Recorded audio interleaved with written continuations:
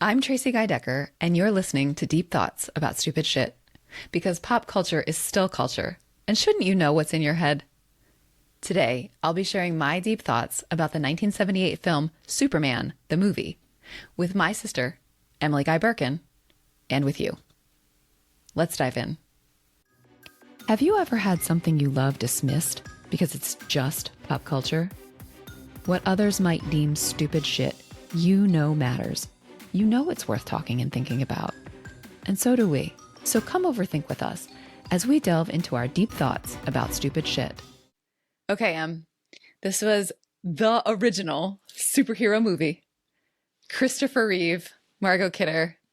It was released before you were born, but what do you know or remember about Superman the movie?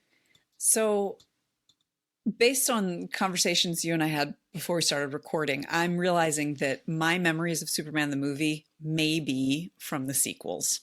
Because I remember things like him reversing the direction of the Earth to reverse time. Oh yeah, that's in Superman 1. Yes, Oh, that is in the movie. Okay. Uh-huh. Superman, the movie. To save Lois Lane. Yeah. So I remember the Fortress of Solitude. I remember like the 3 black-clad aliens, which I think were in the sequel. They're very, very briefly in the very beginning of Superman the movie. But yes, Okay. they have no real role. Mm-hmm. I remember like being a kid and knowing that Marlon Brando, and I'm sure I didn't know his name. I knew it was a big deal that he was Jor-El, but I like didn't really get it, but I just knew that it was like Dad was tickled. Yeah. And gosh, I mean, Christopher Reeve set the standard for Superman for me. Yeah. So I think of, and this is another thing we mentioned before we started recording, Christopher Reeve's life story makes his portrayal and his association with Superman so much more poignant. Yeah. And so I also find myself thinking about that. And he seems like he was quite a mensch. And then there's the really bizarre thing. I cannot tell you which Superman movie it is, but there's nuns on the Eiffel Tower. Yeah, that's number 2. That's in Superman 2. Yeah. And so this is long before today. Tracie and I were talking about how because he like saved these nuns on the Eiffel Tower, we both thought nuns lived in towers. Totally. I thought they lived on those like microwave towers. Yes. Yes. How did the poor paper boy get their paper all the way up there? And we were trying to figure out like how exactly we came to that conclusion. And I think it was like our mom said something about how they live away from men. And then because we saw them on a tower in this film. I was so surprised when you said that you had that like association, because I totally did. I thought it was just me. So it never occurred to me that you had it as well. Likewise. Same thing with the microwave tower. Like I was just, because I knew that one, like there's room up there for there to be like living quarters. Yeah, because it looks like they're little houses up there on this big. Yeah. I can imagine like little like baby Emily and baby Tracie in the back of the car, and like baby Tracie being like, "Look, Em, that's where the nuns live." Obviously not Catholic children. No. Never actually met a nun until I was an adult. So, well, like I didn't really understand why they dressed the way they did. They need to be away from men. Yeah. Anyway, okay, we digress. We got to digress. Okay. Anyway, so those are the things that I think of when it comes to Superman, what I associate with the character and the film. The only other thing is that I think of Superman's real name, Kal-El, and Jor-El. They always remind me of the name of the Israeli airline, El Al. El Al. And there are quite a few Israeli names that end with the Al. And so like I've met people named Al, and which actually kind of fits because the original writers and artists creating Superman were Jewish. So but that's something that always just sticks in my head. Yeah, yeah. There's actually a moment in Superman 2 that they're at Niagara Falls and Superman like saves a kid who has like fallen down. He's like falling into the falls and Superman saves him. And like you in the background, you just hear people talking about him like, oh, he's such a nice guy. Oh, I love him. And then somebody goes, of course he's Jewish. I had to back it up and replay it several times to make sure I was actually hearing what I thought I was hearing. Anyway, yeah. So those are my memories of this, which are very hazy. But tell me, why are we talking about this today? Yeah. So I started thinking about it again. I think it was on our list maybe, but I started thinking about it again because of our recent episode with John Shore where we were talking about journalists and reporters. And so I was thinking about Lois Lane and I was remembering this movie and I remembered it really fondly. It was something that like a lot of the pieces of media that we pick out for this project, it's something that I associate with watching with Dad. Mm-hmm. We obviously watched a lot of movies with Dad. Well, he was a movie buff and he gave us a very good film education without meaning to. Yeah. And also, that is the one other thing. There is that, I think, senior photo of Dad from high school where they like painted in a little curl. Oh yeah, and he looks like Clark Kent, and it's because we never knew Dad with hair, right? And Dad liked that people thought he looked like Clark Kent. He appreciated that, and he appreciated that, and he was a journalist, and on the school paper and all of that. So like that's the other aspect that I connect with it is that's journalism and like Dad's opinion of the Daily Planet as a newspaper and that sort of thing. Yeah. Yeah. So I it's been on my mind a little bit because of that conversation with John Shore. And so I wanted to like go back and look at it because I, like you, kind of had fond but hazy memories. And I realized actually in rewatching it so that we could talk about it that like you, some of my memories were from sequels. Superman 2 in particular, I think was really in my memory. But there are things from Superman 1. So I watched them both before we started recording. And so I'm going to focus on Superman, the movie, but I may bring in Superman 2 a little bit. I really want to think about kind of some of the lessons that are embedded in Superman that did or didn't make it into the movie and kind of in the zeitgeist, but specifically through the movie, through Christopher Reeve's portrayal. So I'm going to talk about storytelling, about pacing, about genre fiction, and our suggestion that pop culture is still culture and what this movie did to kind of stake that claim. Mm-hmm. I'm going to talk about romance and some of the double entendre that I totally missed when I was watching it in the 80s.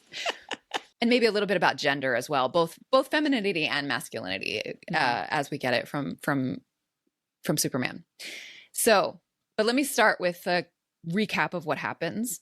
So this film, it seems clear to me that the movie makers really did want to sort of state to the world that comic books, because we didn't have the term graphic novel to kind of clean up the comic book image back in 1978. And these movie makers really wanted to stake the claim that comic books were solid storytelling and worthy of full attention. And so they, like, from the very beginning, from the credits, which have this kind of like text treatment that's slightly reminiscent of Star Wars, which was only a couple years old at that point. Mm-hmm. And the score from John Williams, which also feels vaguely reminiscent of Star Wars, frankly. Marlon Brando's name is the first one that comes in the credits. So, royalty when it comes to movie making in 1978. So, and he actually doesn't even have that big a role, but his name is first, right? And the special effects, like, anyway, sorry, I was supposed to give a recap. So from the very beginning with Marlon Brando's name, and then we cut to a comic book, a black and white comic book that's being flipped and a child's voice reading it and talking about what's going on in the Daily Planet. And it's 1938. And then we cut to Krypton, or Krypton, as Marlon Brando says it, where there's a trial happening, which rewatching this movie has made me realize how much has derived from it, because this trial reminds me a lot of the trial at the beginning of Lilo and Stitch. So there's a trial happening with Marlon Brando overseeing it. That's actually where we meet the three villains who will show up again in Superman 2. But they get sent off in this weird little like album cover, like like floating through space and yelling. And then we don't see them again in this movie. Fast forward, apparently fast forward 10 years, although they don't tell us that. I kind of put that together through other things that are said. Mm-hmm. Fast forward 10 years, and Marlon Brando's Jor-El is telling the rest of the council, like, this planet is gonna explode and we need to evacuate. And they're like, no, you're being unreasonable. The planet is just shifting its orbit. We're gonna be fine. And they basically are like, you need to shut this down, whatever you're saying now, or, you know, we're going to lay on extreme sanctions. And so he does, he abides, but he sends off his baby son to survive the planet's destruction with all of the knowledge of the 28 known galaxies embedded in these crystals.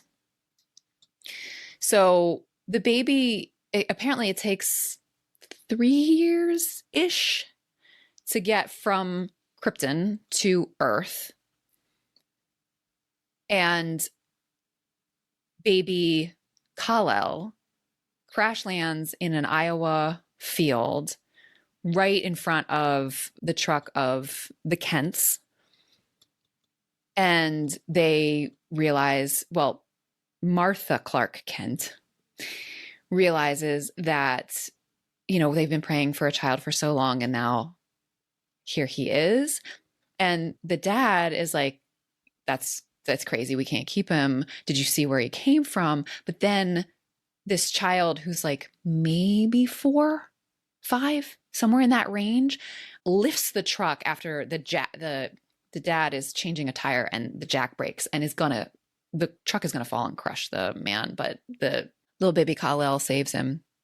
So they decide that they need to keep him. So fast forward, now it's 15 years later and Clark is 18, 17, 18. He's at a football game and he's like the water boy, and the high school kids are like real mean to him. He's got a crush on this girl, but the bully kind of manages to drag her away. And he runs home and then we see the dad say, you know, don't show off. We knew we needed to protect you. Like, and so we get this sort of sense that he needs to keep it a secret, keep his powers a secret. The dad says, I know you're here for a reason, and it's not football. And so that's sort of where we're introduced to this like sense that he's keeping. Yeah, the alter ego and the sense that he needs to keep it secret for his own safety. Mm-hmm. Dad dies of a heart attack. He feels terrible. He has all these powers and he couldn't save him. And then in the middle of the night, this crystal that was like one of the only things that survived in the escape pod that the baby was found in, calls to him from the barn. So he goes out and it's glowing. It's this green shard. And he tells his mom, I gotta go. She's like, I knew this day was coming. It's really bizarre. He walks north like forever until it's just snowy tundra, tosses the green shard really, really far. It sinks down into the snow, and then Elsa's ice castle comes up out of the snow. I'm telling you, this thing is the originator of a lot of stuff. Oh gosh, I kind of remember that now. I kind of like this is reminding me. I have a very vivid memory of the baby holding the truck up. Yeah. With like the red cape like tied around his waist. Because the first scene, he's fully naked, and we get a full scene of this naked baby. Oh. Naked child. Mm-hmm. I don't know that would happen if this movie were made today. Yeah. Anyway, so Elsa's ice palace comes up. And then when he goes in, he like figures out to like move some crystals into these little tubes, and then that activates something. And then there's Marlon Brando again, sort of explaining who he is and telling him his name, which he has never known. Mm-hmm. And that's where we get the fact that this is the Fortress of Solitude. Mm-hmm. Marlon Brando tells him, in this Fortress of Solitude, I will teach you. And then we are told that he takes a 12-year educational journey with Dad to learn all of the knowledge of Krypton. And then he gets a job at the Daily Planet. It feels like a letdown. It's yeah. The pacing is really, really interesting. Like, it's like a full hour into the movie before we see him in the costume. Wow. And in part of the way, the movie makers give us this sharp break too between sort of the origin story and the Iowa farm boy and Superman is casting, because we have a different actor playing young Clark. Oh. And then he shows up at the Daily Planet on his first day as Christopher Reeve. Wow. So it's actually a different actor playing young Clark. So it's his first day at the Daily Planet. He's like very shy and clumsy and awkward. So it's still this 6'4", like gorgeous hunk of man, but he's got the glasses on and he's like constantly like pushing them up in this awkward sort of way. And he's like, gosh, I don't know. And it's 1978, but he still says things like swell, which Lois calls him on. He asks Perry White, the chief of the Daily Planet, if he can please have half of his paycheck sent to this address. And she says, oh, he's probably having it. She says, first Lois says, that's your bookie, right? And Clark doesn't even understand what she means. And then she says, oh, no, of course, you're having it sent to your white-haired old mom. And Clark looks at her and says, actually, she's sort of silver-haired. It's just like so adorable. Anyway, so meanwhile, the bad guy is Lex Luthor, who is his Gene Hackman, isn't it? Gene Hackman as Lex Luthor. He's brilliant. I mean, like really brilliant. And Ned Beatty as his very ineffective and just not smart minion. They live in like sort of a flooded out subway station that he's got all decked out really fancy. And he has this diabolical plan. He's buying up all this land in the desert, in the Sonoran Desert. Sonoran? In the California desert. And he has this plan. He's going to have a nuclear warhead, like a missile, sent into the San Andreas Fault, which will make like half of California, everything west of the San Andreas Fault, fall into the sea and make his property, now beachfront property, and much more valuable. This is his plan. This is the diabolical plan that Superman's going to have to thwart. I feel like I'm reminded of there's a Bugs Bunny cartoon showing him like taking a saw to Florida and just cutting it off. It's very cartoon logic. Totally. So we see Lex Luthor's diabolical plan. Meanwhile, Lois is just all about the job. She just wants the story always. So she's taking a flight in a helicopter that the newspaper is providing. To go meet the president. He's coming to Metropolis, which is very clearly New York City. Like, they don't even pretend it's not New York City, but they call it Metropolis. And like a very basic mistake, it's not foul play, happens, and the helicopter loses control and is kind of like half hanging off of the top of this skyscraper. It's the skyscraper of the Daily Planet. So Clark is leaving and Lois's hat falls in front of him and he looks up and sees what's happening. And then he's like, he's got to save her. So he goes, and Superman was so well established already that the movie makers were able to share these little jokes with us. It was great. Like, he looks at this phone booth, which is one of those ones that's just like a half, like it's not an actual booth. So Reeve is able to like kind of like look at the camera almost with a smile, or like he's not going to change in there. So he changes in a revolving door, saves Lois, saves the helicopter. That's when he first sort of reveals himself really to the world. Lois asks who he is. He says a friend. And that's how then later he's able to sort of slip her a note, like, meet me, I'll be at your place at 7, signed a friend. So she's there for an interview. This is the scene that has like a lot more sexual innuendo than I picked up on as a child. So, of course, a reporter has, a penthouse apartment with this giant, like, balcony, like with a garden. Of course. So she's there waiting for him. Maybe she has family money. You don't know. Sure. He shows up. She says, let's just start with some demographics. Like, how big are you? And then she says, I mean, how tall? And then they're talking. She's asking him all these questions. And then she says something like, is it true you can see through anything? And he says, yeah, actually, that is true. And she says, what color underwear am I wearing? So there's she is laying it on real thick, and she's dressed much more feminine than we've seen her to date. She's not always all about the job. Well, when Superman is involved, she's not. Well, and can you blame her? I mean, other than the wearing the underwear on the outside. Yeah. Christopher Reeve's in that. Yeah. Whew. Yeah. So we also learn one of his weaknesses. He can't see her underwear because she's standing in front of a planter that's made of lead. What? Anyway, so he can't see through lead. But then she walks a little bit away and he goes, pink.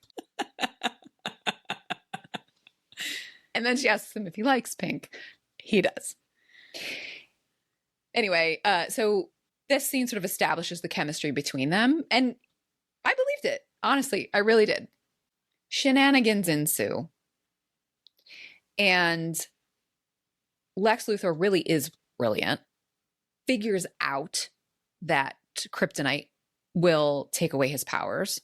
Steals a meteorite that is in Addis Ababa so that he can use it to basically take Superman's powers. Not for himself, but just remove them from Superman and make him vulnerable. So Lex and he has two minions, a woman who he always calls by her last name, Miss Tessmacher, and then Otis, who is Ned Beatty. And they managed to change the coordinates for there's going to be a test of nuclear missiles, and they changed the coordinates for their destination. And then Lex draws Superman to his underground lair with this very high-pitched message that no one aside from a dog could hear except for Superman. Mm-hmm. And then tricks him into opening a lead container that contains the kryptonite, tosses him in his pool, which is really just sort of the flooded lobby of this subway station. And the nuclear weapons are already on their way, one to the San Andreas Fault and the other to Hackensack, New Jersey. Well, Miss Tessmacher's mom lives in Hackensack. And she says that to Lex, and he looks at her and he looks at his watch and he just shakes his head. Like, no, she doesn't anymore, or something like that. So why Hackensack, New Jersey? Because there needed to be a reason for Miss Tessmacher to betray Lex. Okay. There is no other reason. No reason given. I guess Lex Luthor did not like Hackensack. Yeah. After I went to Elizabeth, New Jersey for the first time, and I was like 10 when we were leaving, I was like, if I never come back to Elizabeth, New Jersey in my life, it'll be too soon. Well, so apparently Lex felt that way about Hackensack. I think the number of towns in New Jersey that people feel that way about is higher per capita than most states. But anyway, continue. So Miss Tessmacher decides to save him so that he will save her mom. And then there's this weird moment where she pulls him out of the pool and is going to take the meteorite is on a big old chain around his neck. And she's going to take it off, but then she hesitates and then kisses him and then takes it off. And he says, why did you kiss me first? And she says, well, I didn't think you let me after I took it off. And he reaches out and cups her cheek and then leaves. She makes him promise. I know it's really weird. So we can dig into that for a minute.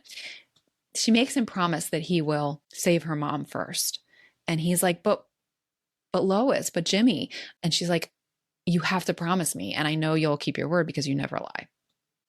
So he flies off in the direction of Hackensack and redirects the missile into outer space. And then he turns tail and heads over to California.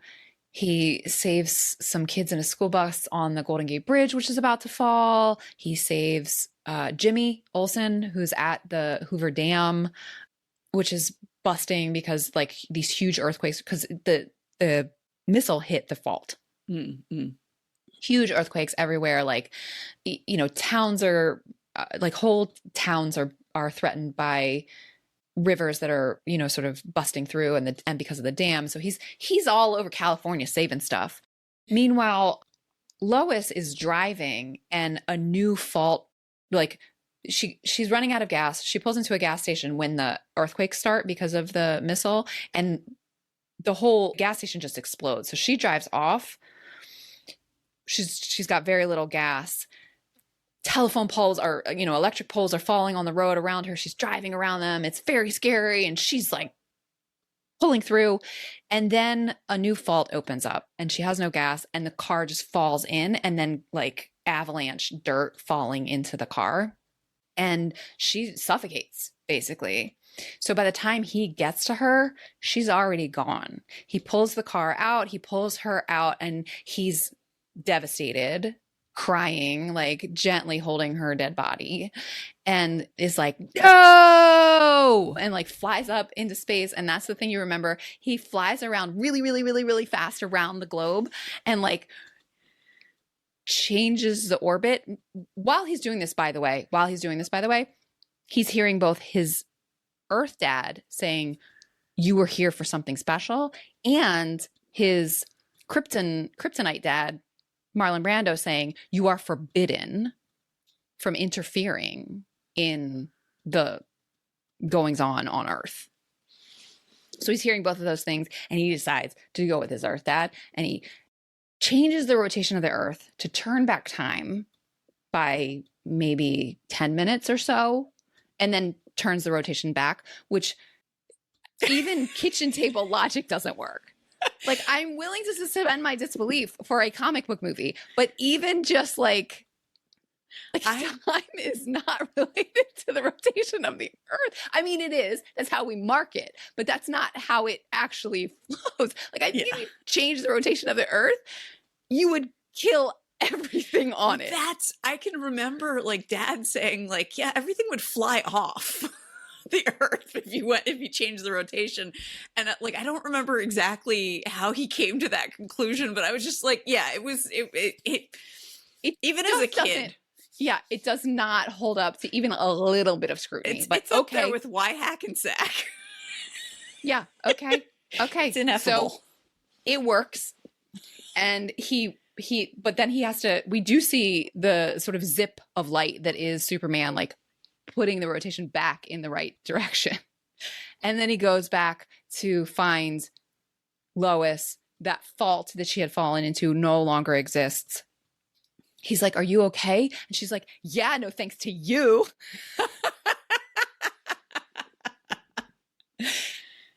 And so that is, you know, resolved. Oh, I even forgot another ridiculous point, which is that in order to stop California from falling off the face of the map, he actually flies down into the Earth's magma and like pushes up a plate or something.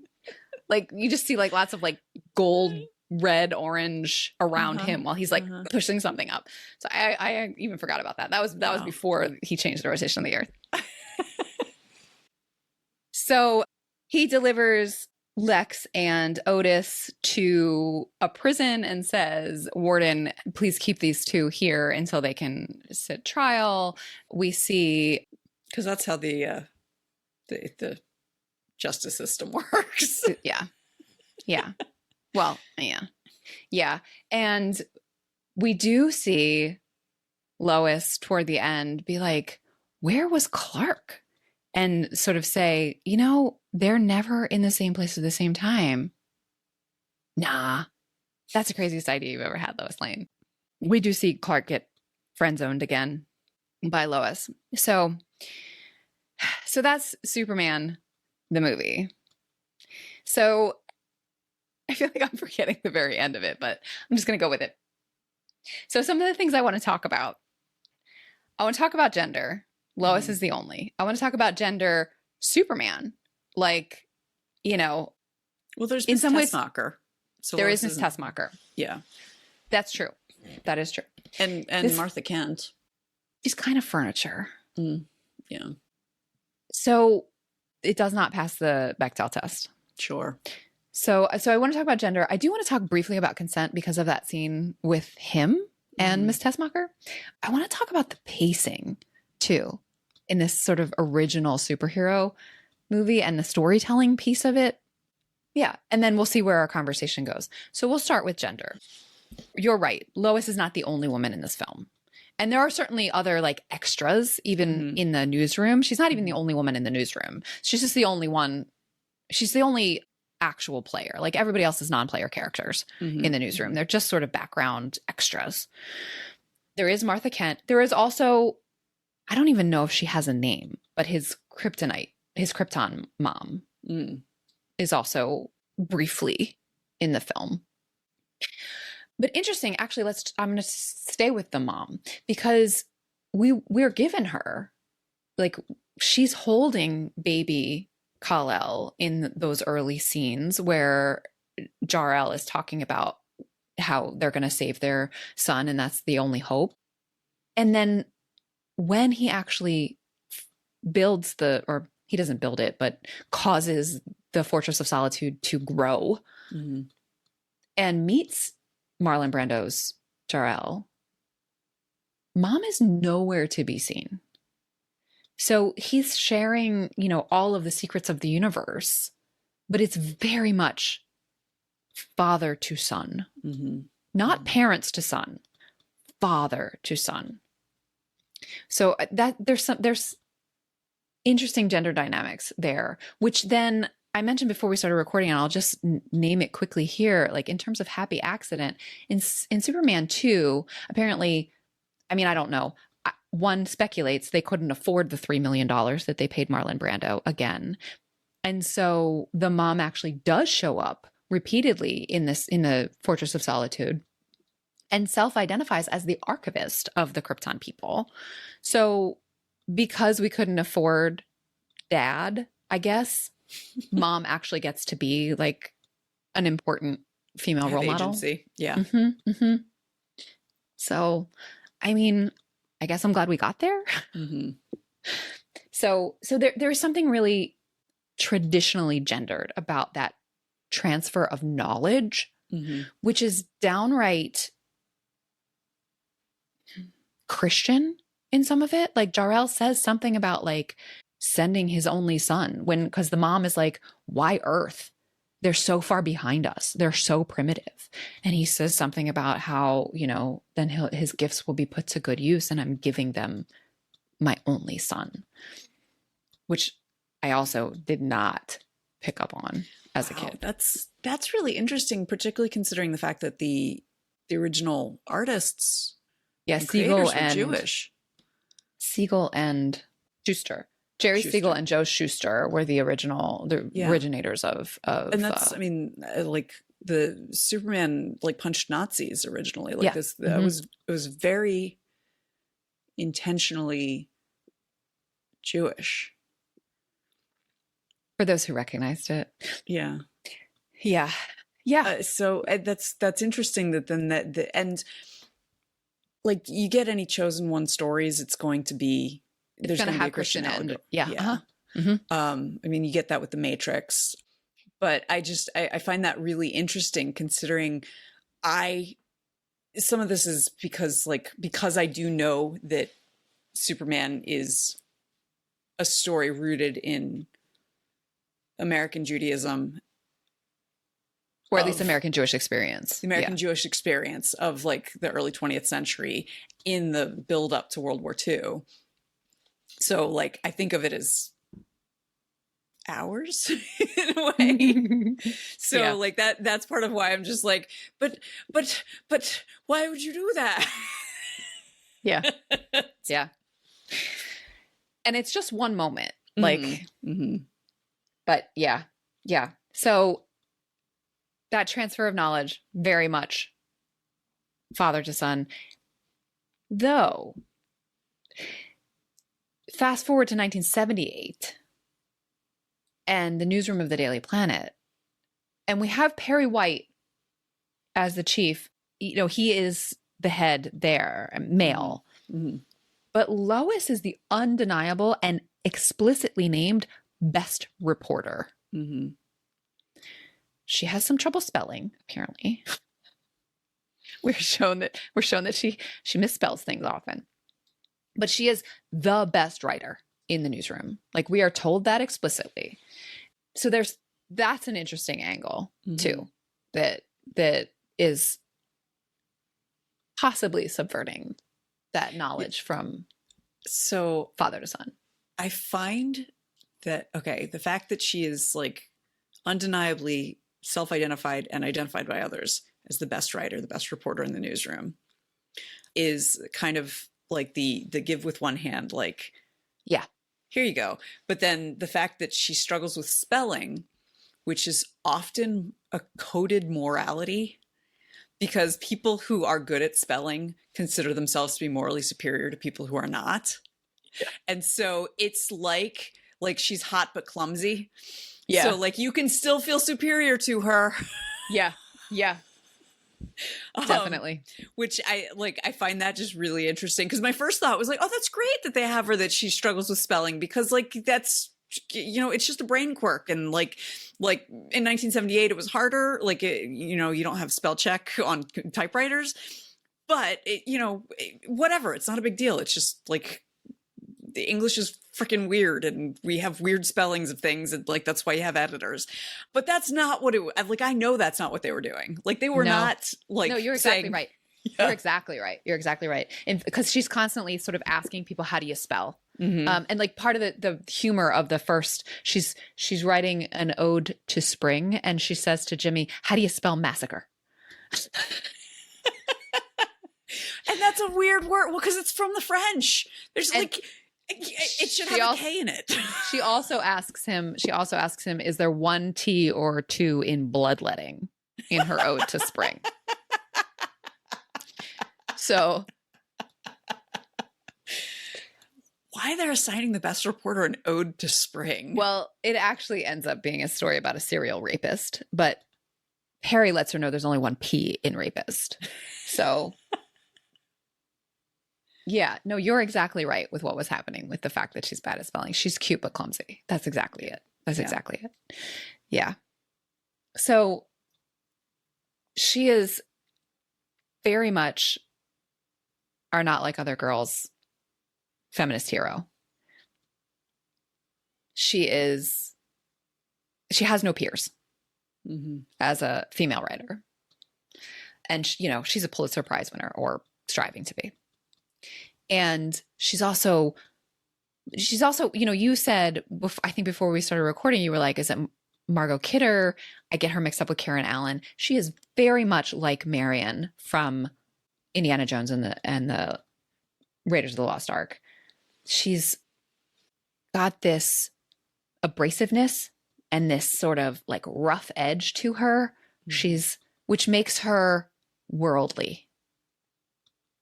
There's a worldliness to her that is kind of hard-nosed and helps define her as this good journalist. But she has no peers. And there is a certain degree of, when I'm thinking about gender and the performance of gender, there is a certain degree of masculine coding to her, or at least less feminine. She's mostly wearing trousers, not exclusively in the newsroom. She does wear like a skirt suit, but it's a suit. Though when she's meeting Superman, it's this like flowy sheer with a underslip kind of a dress. So we see sort of the performance of gender based on too, like how she wants to be perceived, which reads as true, Well, that reminds me of something we were talking about with the X-Files. In the first few seasons, Gillian Anderson as Scully wore, now some of it had to do with early 90s fashions, but she wore like kind of boxy clothing, but that actually fit with the character in that, you know, she's 5'2" and an attractive woman who came into law enforcement from a weird direction and like what was in medicine, which is also male dominated. So to be taken seriously, she wears very severe clothing. Yeah. So I mean, like that Yeah. that fits in a way like that is just, it's helpful thinking about like, you know, we also just recently talked about The Fifth Element and how like every woman you see is just cleavage forward. Yeah. And so like, it's actually, this is a more realistic portrayal of women in that we have to dress for the situation often. Yeah. So while we're talking about that though, let's talk about costuming and Clark/Superman. Right? Because like one of the things that you point out is he's wearing his underwear on the outside. But I mean, he was the guy that gave us superheroes in tights, you know?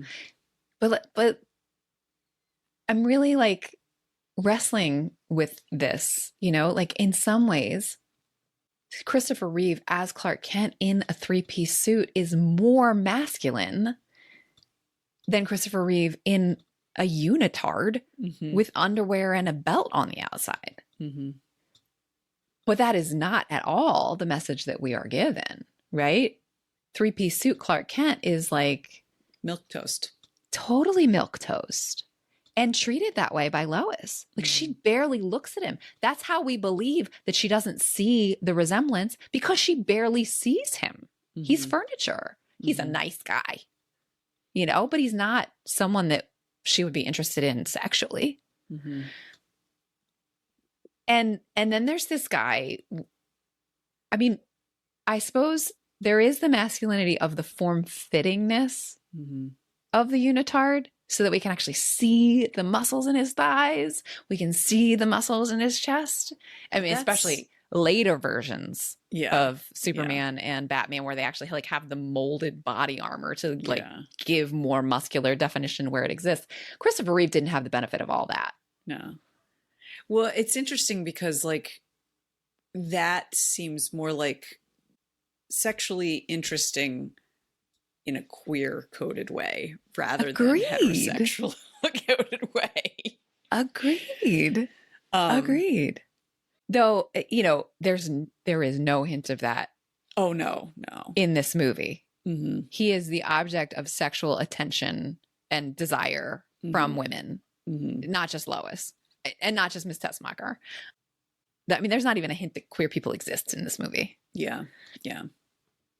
Well, they weren't invented until 1986. Obviously. Oscar Wilde notwithstanding. Rocky Horror Picture Show notwithstanding.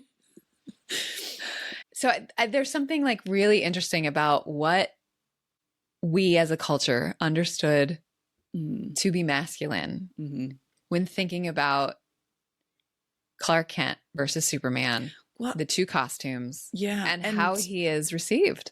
And Superman cries when Lois dies. He does. Does Clark Kent ever tear up? Like when Clark his father Kent dies? doesn't have. Yes. That's a different actor, though. Remember? Oh, that's a different actor. Yeah. Clark Kent doesn't have much of a personality, to be honest. Yeah. I mean, he's. I think. Not that Superman does either, honestly. I think Christopher Reeve does a better job than I remember. Like in my memory, he's very stiff. He's not. Yeah. He's not. He actually, I think, does a pretty good job. And I think there was sort of a directorial choice because he's a symbol. I mean, he's fighting for truth, justice, and the American way, for God's sake. Yeah. So, like, a symbol doesn't have feelings. Well, and also, you know, just within the world of the story, Clark Kent having not much of a personality is protective coloration. Yes. Like that ensures that no one is paying close attention to him. Yes. You know, it's interesting too. At one moment in the first movie, as Clark, he's supposed to have a date with her this like right after Superman's like the interview with the "how big are you" question. So he shows up in his suit and he's like, I thought we were, I was going to take you out. And she goes to change. And so he's in her living room. He takes the glasses off and his comportment changes. And he's like, Lois, I was thinking, and he's clearly going to tell her who he is.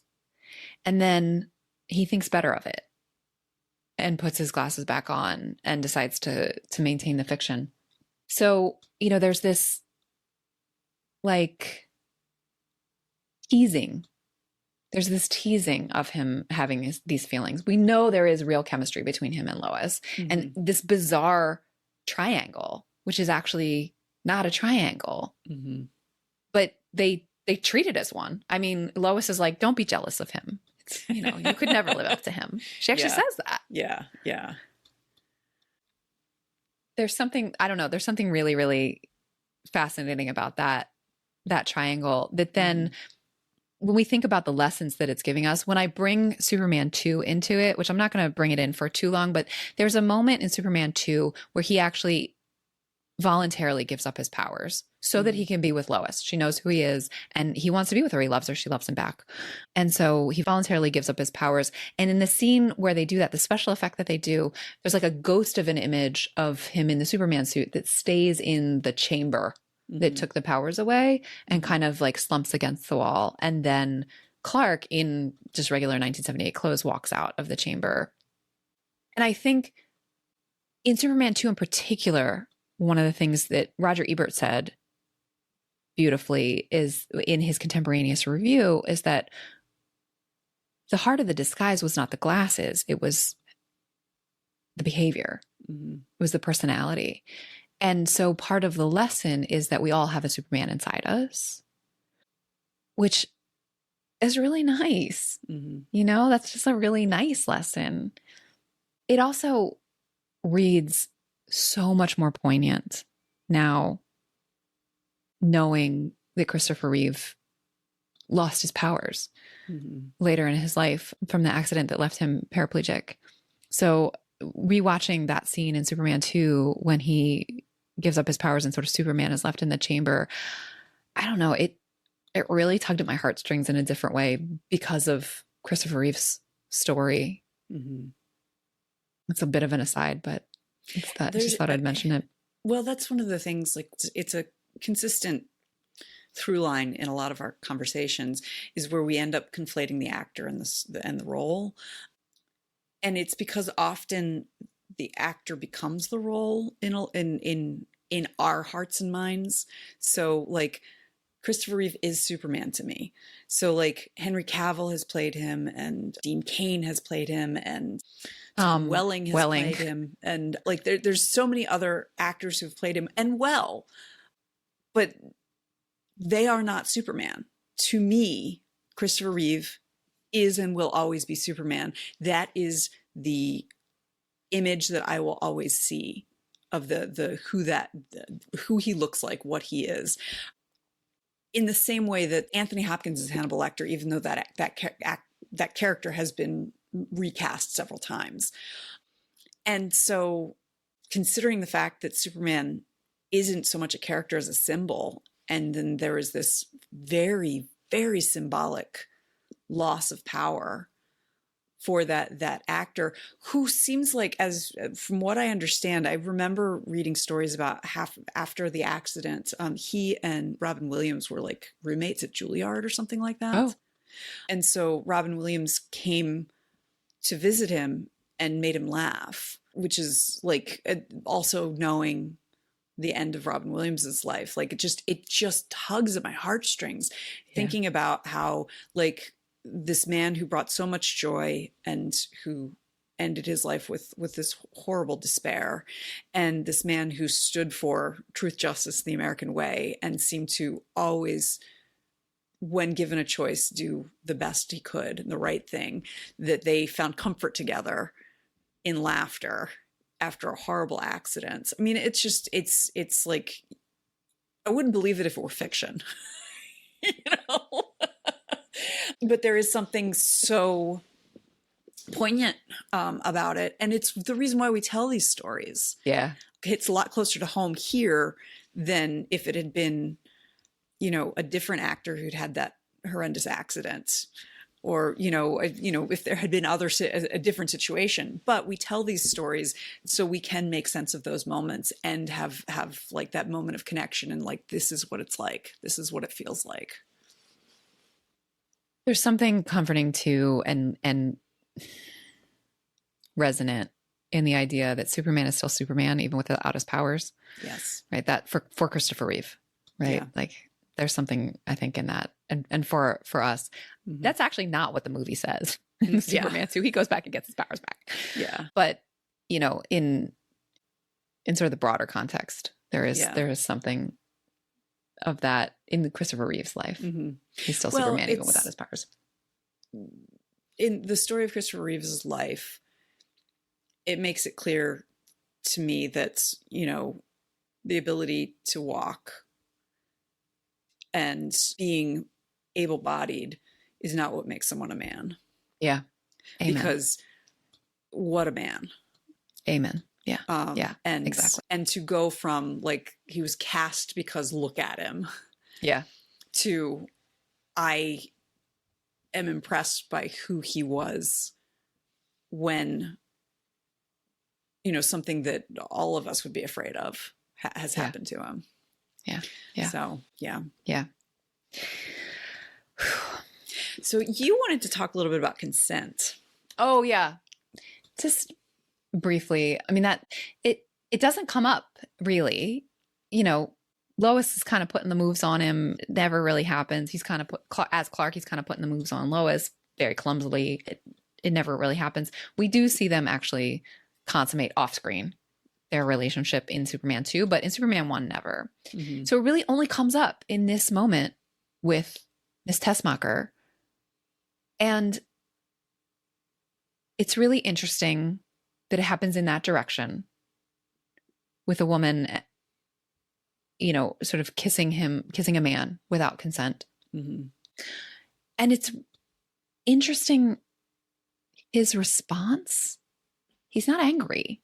At first, he's just confused. And then when she says, because I didn't think you let me, like the way he just tenderly sort of cups her cheek and chin, like it's clearly a nonverbal kind of empathy and forgiveness, which is, I don't know what to do with it. I don't know ultimately, like, I don't know that the movie makers actually wanted us to take too much from it, but overthinking is what we do. Yeah. I don't know what lesson I got, like little baby Tracie watching this, right? I was 2 when this movie came out. I'm sure I didn't see it when I was 2, but so I saw it when I was 6, somewhere in that range, right? So what did little baby Tracie take away from that moment? That, like, it doesn't feel good, right? Like, there's not that Tessmacher found him attractive, not that she even wanted to kiss him. That's all right. But that she used while he was completely incapacitated, hesitated to remove when people are going to die. Yeah. Including her mother. So that she could kiss him. And then there's this, like, moment of understanding between them that makes it okay. And I think there's almost a humor in it because it is a woman as the perpetrator. Aggressor. As the aggressor in this lack of consensual touching. There's because of that flipping of the typical, well, it becomes humorous, which is standard. That's like well-worn groove. And there are also, like, back to my conversations about masculinity, there are also things then to be said about Lex, who is her boyfriend. I mean, it's a weird ass relationship, but they do seem to have some sort of romantic connection. So there's a level of cuckolding in her going after Superman, who is Lex's rival. He's the one who put him in the pool with the kryptonite. So there are all these layers to that one kind of throwaway moment that was really just added nothing to the story. Yeah. I mean, She needed to betray Lex. That's why the thing was going to Hackensack, because we needed a way for Superman to get out of this predicament. And she was the ticket out. But that whole piece was gratuitous, and I'm not comfortable with what was undergirding it, you know? Yeah, it's a really bizarre. I'm thinking about the actress who plays Miss Tessmacher. Is she like conventionally attractive? Yes. Okay. Very much so. Because that's like part of what I'm thinking, like with him, like cupping her cheek, it feels like, well, yeah, I get it. Like I affect everyone this way. You know, if it's like Lucifer's response in the TV show. So like, it's not your fault, honey. Don't worry. Yeah. Like, is what I'm wondering. I'm wondering how that would have played differently if she weren't conventionally attractive. Actually, you're reminding me there's another scene that I want to put in conversation with this. There's a scene when they're working on trying to reset the coordinates to go to the San Andreas Fault. They distract the sailors and soldiers who are driving this thing in the desert by staging a car accident, and then she is lying on the ground in like next to this car that's totally destroyed, as if she's been thrown from it. And so all these soldiers come up, and she's like lying there, and he's like, check a pulse. And the one soldier says to the commanding officer, like, what do we do, sir? He's like, well, call an ambulance, and until it gets here, I recommend chest massages and mouth to mouth. And the soldier's like, all right. And then the commanding officer's like, no, I'll do it. I won't ask the soldier to do something that I won't do. And so the commanding officer kneels down next to her prone body, has the soldiers like ring around the two of them, and then says about face. So they're facing away and blocking our view of what he's doing on the ground to her.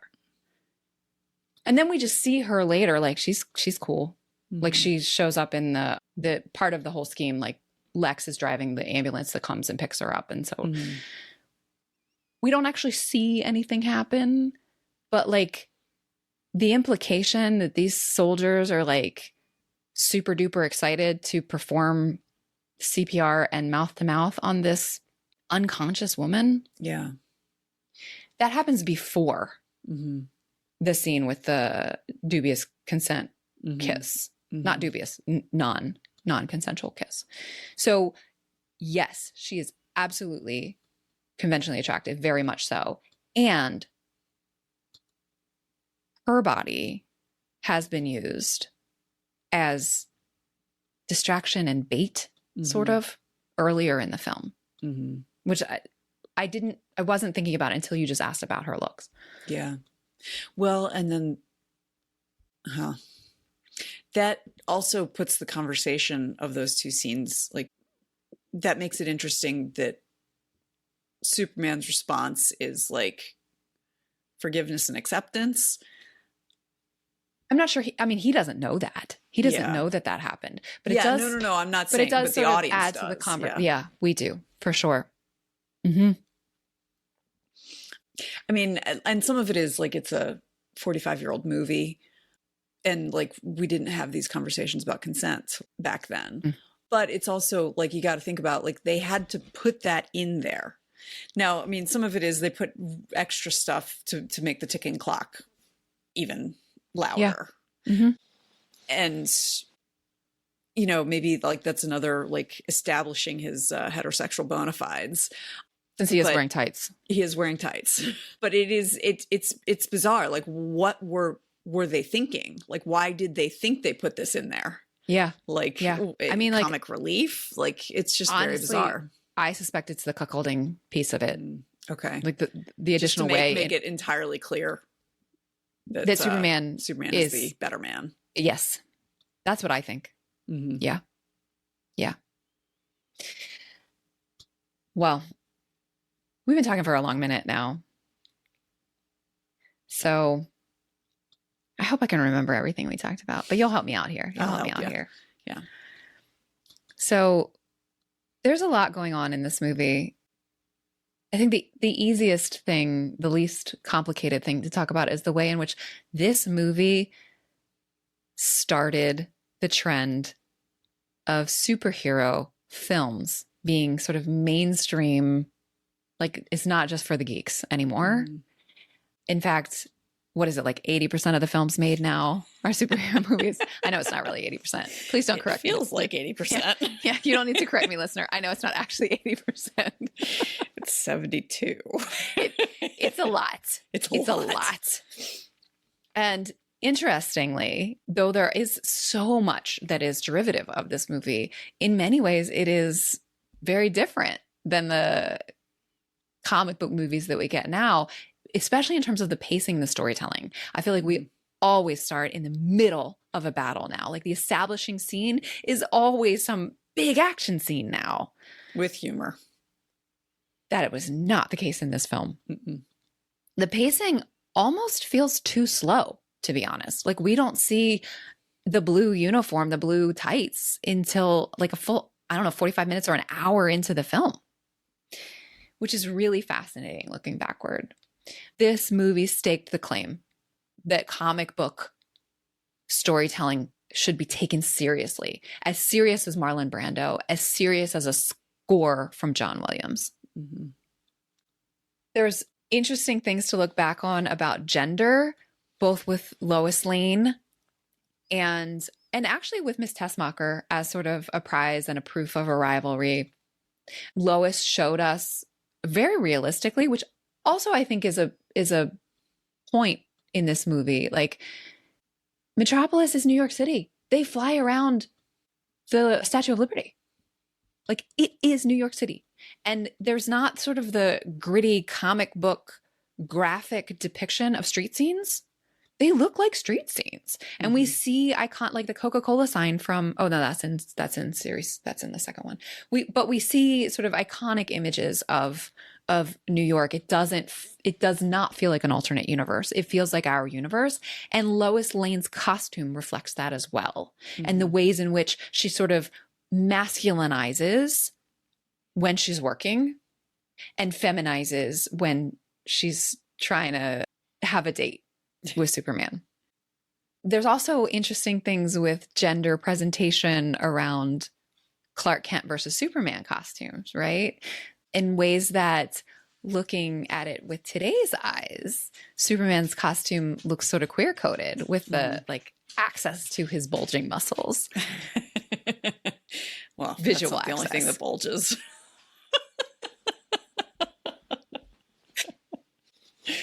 But that was not at all. In fact, as you point out, like we're given pretty clear heterosexual bona fides here that he is, he's a woman's man. Ladies. Yeah. He's all about the ladies. Yeah. Yeah. LL And then cool we have Superman. What'd you say? LL cool Superman. Ladies love cool Superman. Yeah. There's a lot of sexual innuendo that little baby Tracie totally missed. And then there's this weird, I put these two scenes in conversation around consent and Miss Tessmacher, where she is used as bait and just has to lie there while these soldiers give her CPR and mouth to mouth, and then also holds Superman incapacitated for longer than necessary so that she may give him a kiss because she knew he wouldn't let her if she didn't, which was a gratuitous scene, and with today's eyes is gross. Yeah. I am sure I forgot something. Well, just a little bit about how it leans into the idea of Superman as a Jesus figure with some language. Yes, language. And how that feels very weird knowing the Jewish origins. Yeah, the American Jewish origins of Superman. Oh, I also forgot, we're given Lois as a very competent, exceptional writer, but then that's taken away a little bit when we're shown that she has trouble with basic spelling. So I think your analysis of that is really spot on, that allows us to continue to feel superior to her. Yeah. My realization, because I've always been a good speller, and like I definitely bought into that moral superiority until sometime in grad school, I think I had this realization that it was like, this is just how my brain works. Like I haven't done anything to be good at this. Yeah. And the people who aren't good at this haven't done anything wrong. They're just, their brains work differently. And so like, why do I consider this to be something that makes me superior? Like it just like, and the English language is completely made up. And it's also so weird. We steal from whatever language comes our way. Yeah, totally. Totally. So yeah, and that's something that I've had like my eyes opened on in terms of like, I'll see people acting morally superior because they're good spellers, and realizing like just how bizarre that is. That is something that we measure ourselves with. So it's part of the reason why I clocked that right away. It was just like, oh yeah, that's not like, hey, it's great, you can be a writer even if you don't spell well. No, that's like, see, she's not better than you. Yeah, totally. Totally. So I guess the last thing that I'll say, and then please feel free to add whatever you want, is like looking back at this movie as the originator of superhero films, but also there's so much visually derives from this. You know, I named 2 animated movies with Lilo and Stitch from the trial, and then Elsa's Ice Castle with the Fortress of Solitude. There's also a moment in Megamind when he's I was thinking like, that he's totally based on Marlon Brando's Jor-El. The when Megamind pretends to be the mentor with the like, it even looks like Marlon Brando's Jor-El, which I didn't clock when I watched Megamind, which I love, by the way. Yeah. It's interesting because watching it now again, I'm like, oh, it's the guy from Megamind. The other thing you mentioned, it starts with like a child's voice, and and so that sounds like the very beginning of Black Panther, the first Black Panther movie. Oh yeah. Because that's like, that really stuck with me, that moment, and I hadn't realized, like, I'm sure it's not that unusual to start with a child speaking, but I think in particular because it was sort of telling a story, and in this case, it was a harkening back to the comic book origins, which are associated with kids. So yeah. Well, all right. So listeners, I found it on Amazon streaming. It is streaming for free on Max if you are a Max subscriber. I'm not, but it's definitely worth the 2 hours if you want to go back and remind yourself of this film. And we didn't even mention the weird poem that Lois Lane does the voiceover. Lois Lane does this voiceover while she's flying with him about, could you be mine? And it's weird. Bizarre. It's real weird. And also reminiscent of the carpet ride in Aladdin. Oh, yeah. All of these animated movies drawing from this movie. Anyway, what did we miss, y'all? What's your hot take on Superman the movie? I would really love to hear it. Or what did we make you think of in our conversation? Please let us know. You can email us at guygirlsmedia@gmail.com, or find us on our website, guygirlsmedia.com, or find us on socials. Also, I'd love to know if anyone else thought nuns lived in towers, because was it just us? It was probably just us. I think it was probably just us. Yeah. So, what are we doing next time? I don't remember. So next time, I am going to be bringing you my deep thoughts on Wayne's World. Oh, party time. Excellent. And I do have a listener comment. Oh, great. From Becky on our Breakfast Club episode. She says, I liked Allison much better with copious dandruff than I did with the Maybelline Bon Bell aesthetic. I was like, because she was herself when she was, copiously dandruffed. Yeah. Instead of, cookie cutter, pretty 80s girl. A brunette version of Molly Ringwald. Yeah. So thanks, Em. See you next time. See you next time. Do you like stickers? Sure, we all do. If you head over to guygirlsmedia.com/sign up and share your address with us, we'll send you a sticker. It really is that easy. But don't wait. There's a limited quantity. Thanks for listening. Our theme music is Professor Umlaut by Kevin MacLeod from incompetech.com. Find full music credits in the show notes. Until next time, remember, pop culture is still culture. And shouldn't you know what's in your head?